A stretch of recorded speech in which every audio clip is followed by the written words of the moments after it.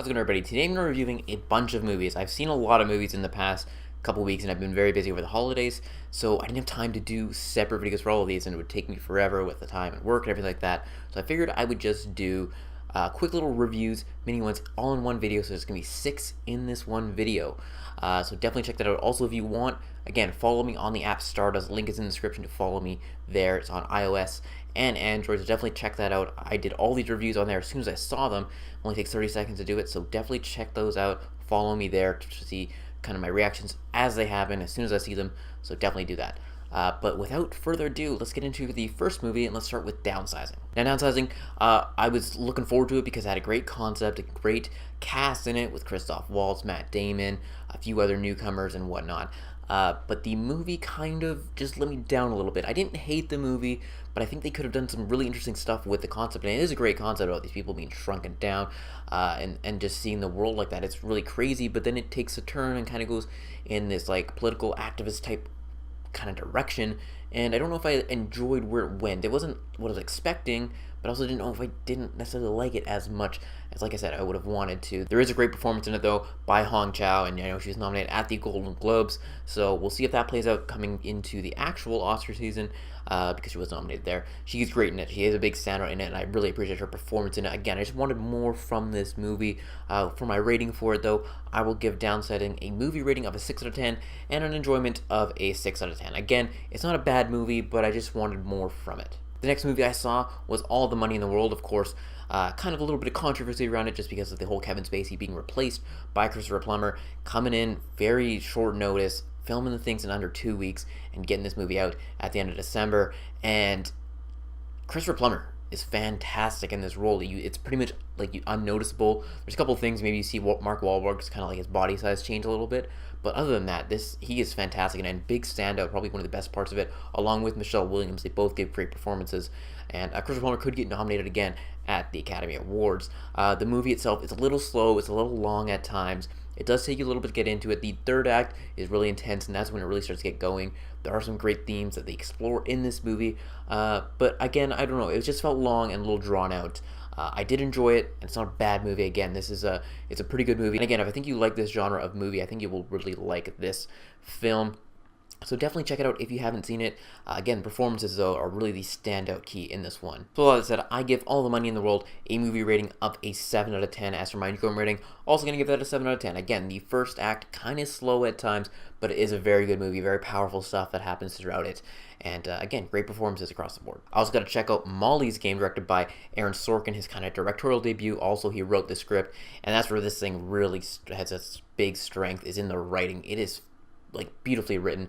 They use a kind of narration with Molly Bloom kind of narrating, Jessica Chastain's character narrating everything as it happens, and it's really interesting and very engaging because narration sometimes can be a little cheap tactic, but when it works, and it like works beautifully in it. I love the way the film is kind of edited, all this quick and very fast-paced type of a movie. It doesn't bog you down with all the poker rules or anything like that as well, because I don't know anything about poker at all, so that was nice to see. Again, performances. Jessica Chastain is fantastic in this role. I mean, she's one of my favorite actresses. She never phones it in, and she was great. Again, the movie is like 2:20, I think, 2:15, and I think it could have been cut down maybe about like 15-20 minutes just to get that pacing just at the perfect amount, because I think there's stuff that you can cut out of it. It's very engaging, very interesting story, and I like how it's told, kind of flipping back and forth. Again, performances. Kevin Costner's also really great in it. There's a scene on the park bench, which is really fantastic. Again, and also Idris Elba, the way they play off one another is great as well. Again,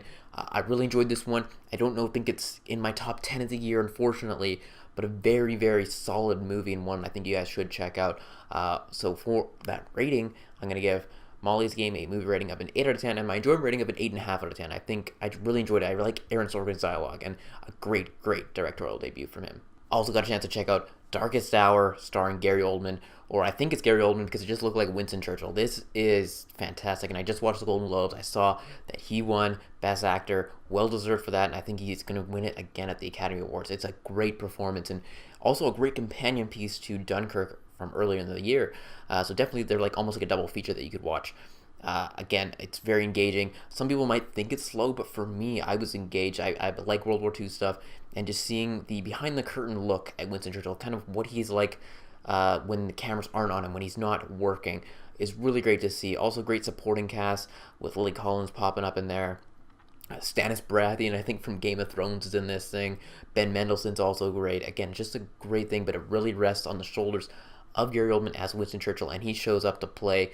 Again, it could be slow, but I didn't find it slow at all, and I wound up really enjoying this one. For my rating, I'm going to give The Darkest Hour a movie rating of an 8.5 out of 10, and my enjoyment rating of a 8.5 out of 10 as well. Again, really love this movie and definitely one you should check out, especially if you're a World War II buff and you like these historical biopics. Next movie I saw was The Shape of Water, directed by Guillermo del Toro, starring Sally Hawkins as this mute person who kind of forms this romance with this creature.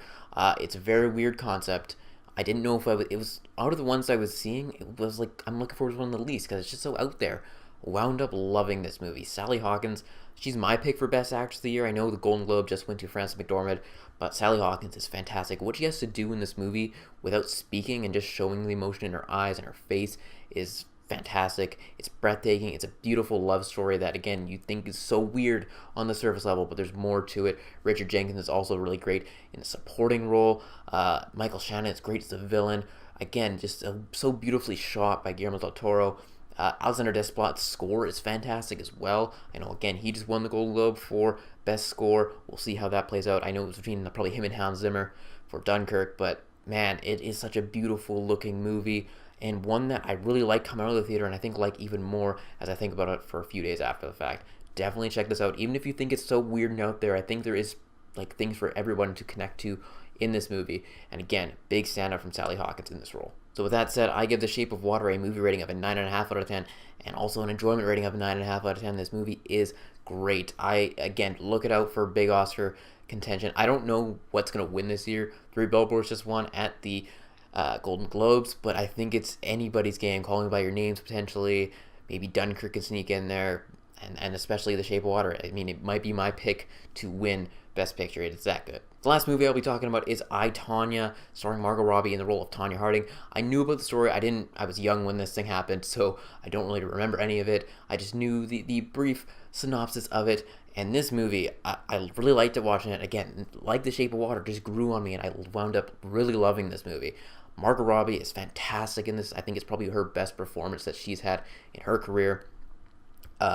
And the way they portray Tonya Harding, I know a lot of people like hate on her and everything like that, but this thing gives you both sides. It gives you two conflicting stories being told in this one. It kind of has this documentary type style that I wound up really attaching myself to and liking the way the story was told through these type of interviews.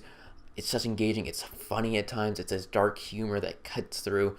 Allison Janney is fantastic. She will win Best Supporting Actress. I guarantee that. Just across the board, I loved it. I don't think it's probably maybe the best movie of the year, but I wound up enjoying the heck out of this thing. And definitely check it out. I know some people may be skeptical. It's like, I don't need to see this thing, Tonya Harding again. Like, I've been there, done that. Definitely watch it. I think it'll give you a new outlook on her and just everything that happened around the whole incident. So definitely check out I, Tonya. For my rating, I'm going to give it a movie rating of a 9 out of 10, but enjoyment rating of a 9.5 out of 10, because again, I love this movie. It's in my top 10 of the year, which you'll be seeing very soon. So yeah, I, Tonya, fantastic movie. Check it out if you haven't seen it. So let me know your thoughts on any of these 6 movies in the comment section below. I know there's a lot of movies that I just saw that I had to just quickly get my quick reactions out to you guys.